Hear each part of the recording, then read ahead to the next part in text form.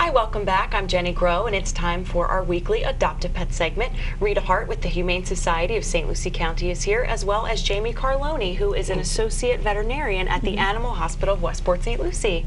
Thank you for being here.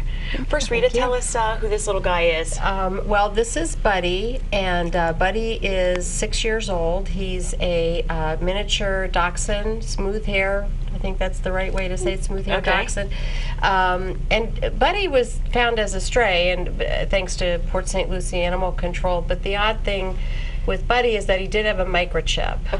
Unfortunately, the name and phone number associated with that chip, while it seemed to be still active, we have not gotten any return calls. We've made multiple calls to the number, and no one has responded. So when that happens, we wait a reasonable period of time, and then we put him up for adoption because it's obvious the person is not going to come forward for him.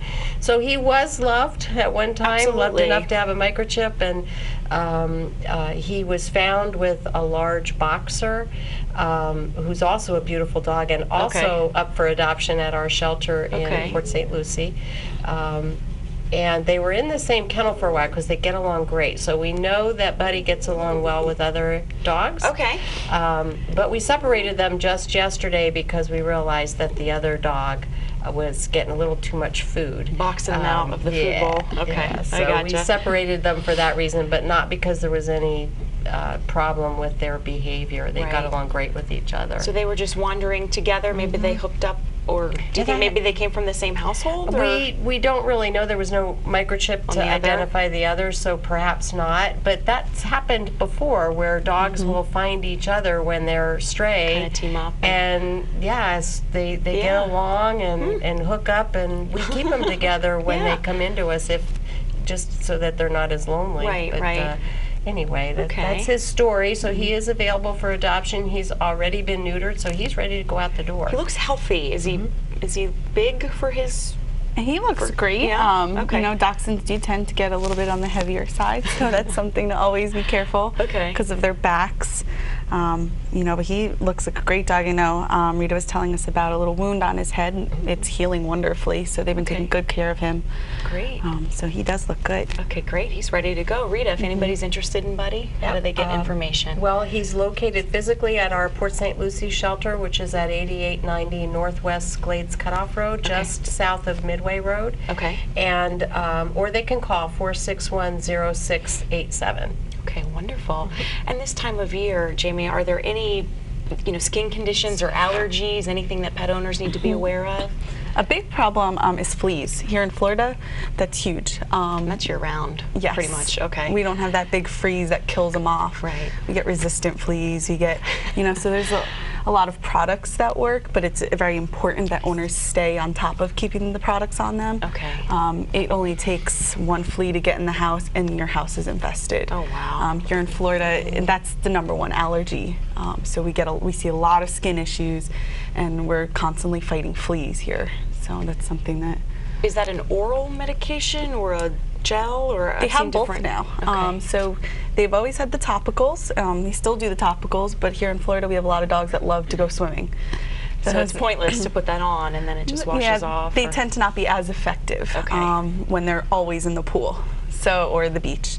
So now they do have oral products that are great. They're working really well here, and we're seeing kind of great you have skin improvements, and owners that didn't think that fleas were a problem started putting them on this pill and have realized those skin conditions have gotten so much better. Is that just a monthly pill that they would take?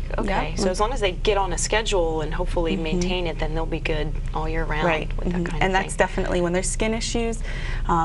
Fleas are #1 reason for allergies, but there's also other allergies that take a lot more to kind of look into, a lot of dedication on the owner's part, so ruling out fleas is the first thing you have to do. Are they susceptible to other allergies like we are, I guess, if pollen or anything is in the air like that? Food and environmental. So we have seasonal allergies.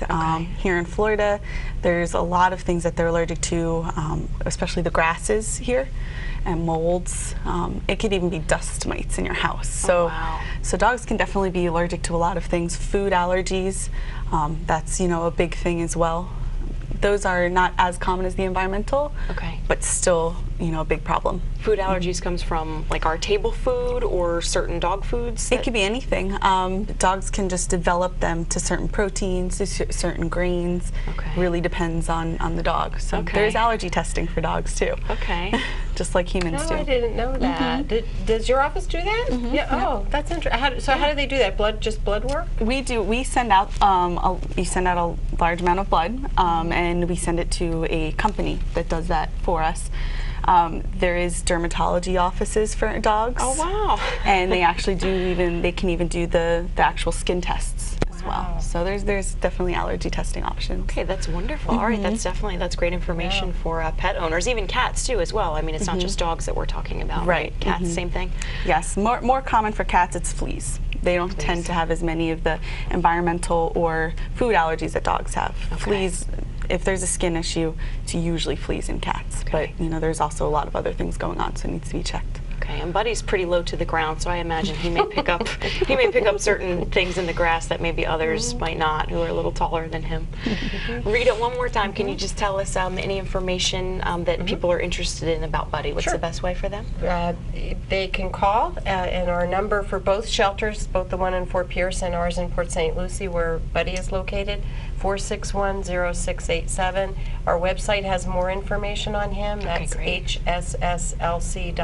Okay. And again, they can come see him in person, which is what I recommend. Okay, wonderful. Thank you so much for being here. Rita Hart and Buddy with the Humane Society of St. Lucie County, and also Jamie Carloni with the Animal Hospital of Westport St. Lucie. Thank you so much for being here today. We really appreciate it. Thank you for having us. Take care. And we'll be right back after this message.